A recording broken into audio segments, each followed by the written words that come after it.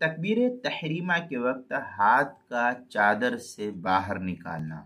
چنانچہ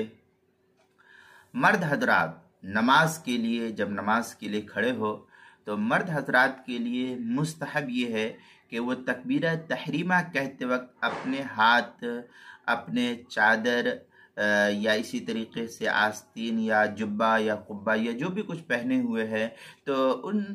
ان سے اپنے ہاتھ کو باہر نکال کر رفع یدین کرے۔ مثلا بسا اوقات بہت سخت ٹھنڈی ہوتی ہے اور ٹھنڈک کے علاقے میں لوگ چادر جو ہے اس طریقے سے اوڑھے ہوئے رہتے ہیں، اب جب نماز کا وقت آتا ہے تو چادر کے اندر ہی سے اس طریقے سے ہاتھ کو اٹھا لیتے ہیں، تو یہ ذرا ٹھیک نہیں ہے۔ مستحب عمل یہ ہے کہ آپ چادر کے نیچے کے حصے سے آپ جو ہے اپنے ہاتھ کو اس طریقے سے اٹھائے کانوں تک اور پھر جو ہے اللہ اکبر کہنے کی کوشش کرے۔ یہ مرد حضرات کے لیے ہے۔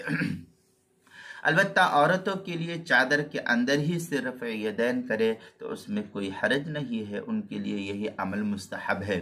چنانچہ اس سلسلے میں مراقی الفلاح میں ہے اخراج الرجل کیفیہ من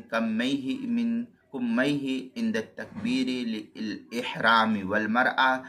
تستر کیفہا، اس طریقے کی عبارت جو ہے